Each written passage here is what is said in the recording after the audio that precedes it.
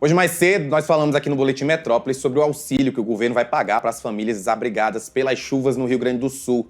Para discutir mais um pouco sobre esse assunto, a gente vai conversar agora com o cientista político Gustavo Apolo. Boa tarde, Gustavo. Olá, Rafa. Boa tarde. Boa tarde a todos que estão nos escutando nesse momento. É um prazer estar aqui com vocês. Começo te perguntando qual é o impacto imediato dessa resposta do governo federal diante desse desastre que a gente está vendo do ponto de vista de políticas emergenciais. Olha, do ponto de vista de políticas emergenciais, isso marca de fato uma inovação institucional.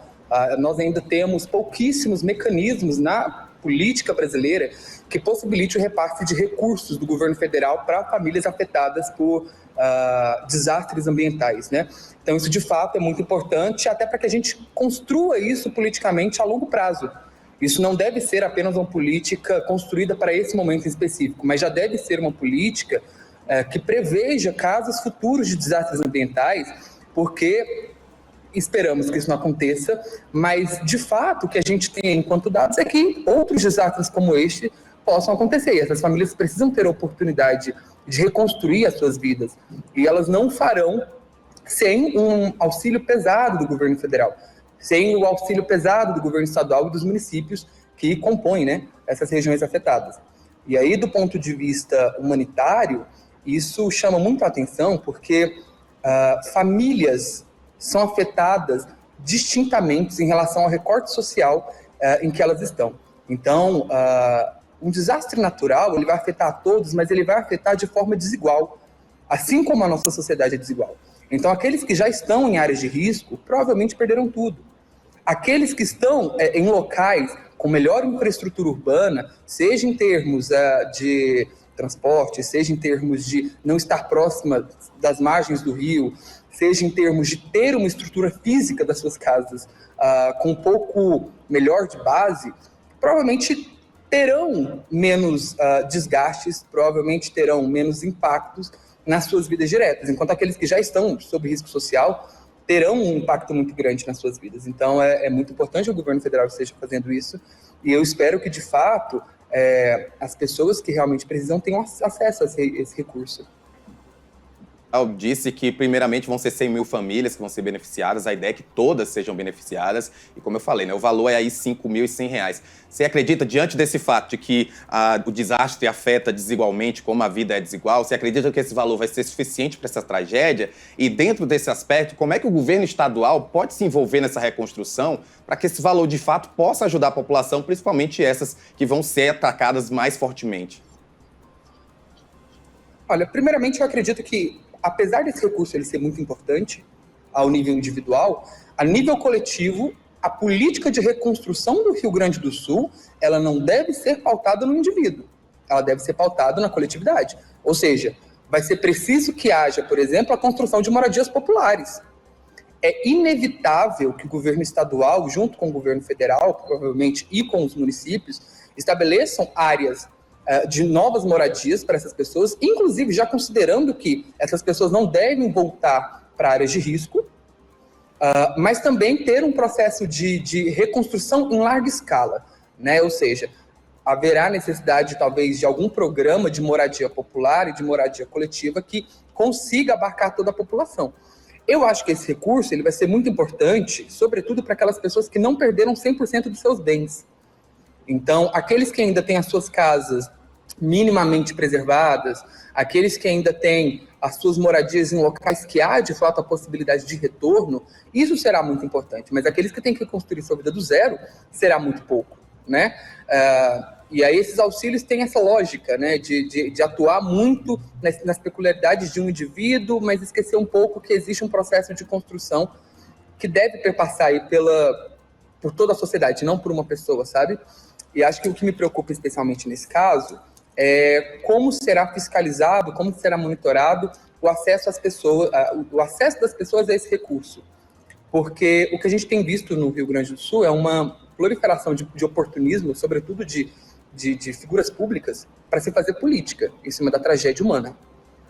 E muito provavelmente o governo federal precisará sim do auxílio dos municípios, precisará sim do auxílio do governo estadual, e eu espero que o governador seja um pouco menos leniente do que os seus prefeitos na condução desse desastre, mas me preocupa como que esses prefeitos irão instrumentalizar esse auxílio e se realmente esse repasse será feito para as pessoas que precisam.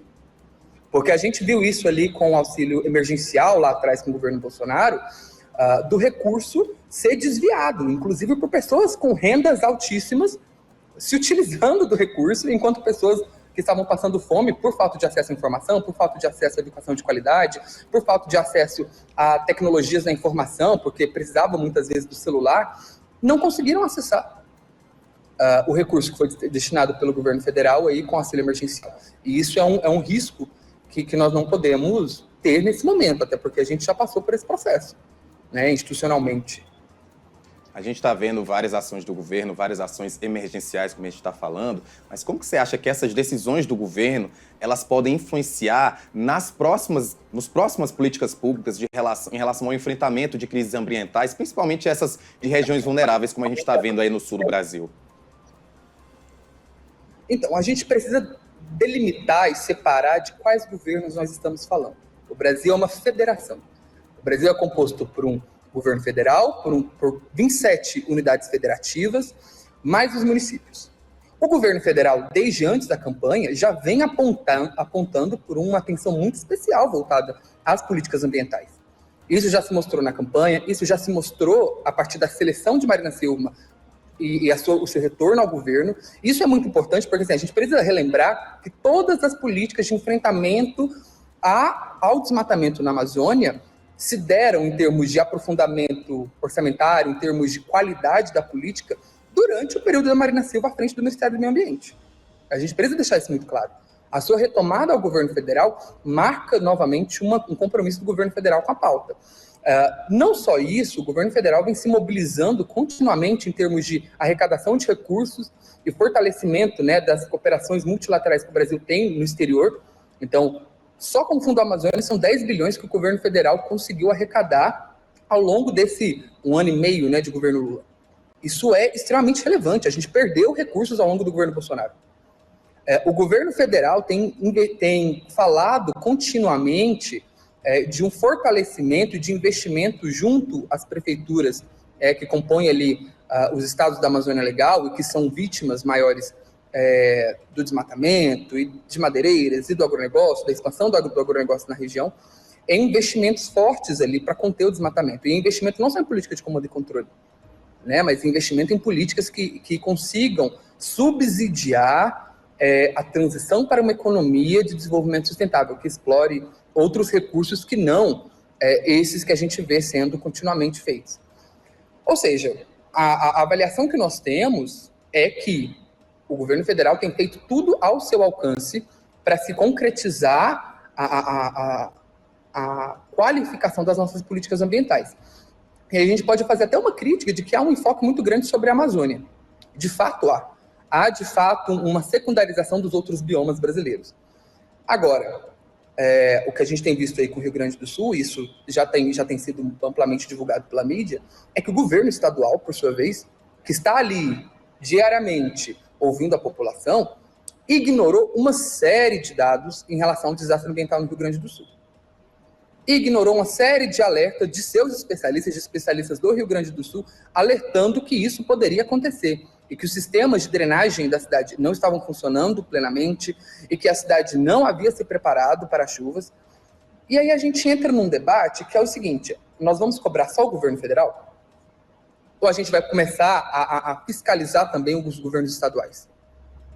Outra coisa que a gente precisa começar a fiscalizar também é a atuação do Congresso brasileiro. Porque não é o governo federal que tem barrado o debate sobre as políticas ambientais no Brasil, é o Congresso brasileiro.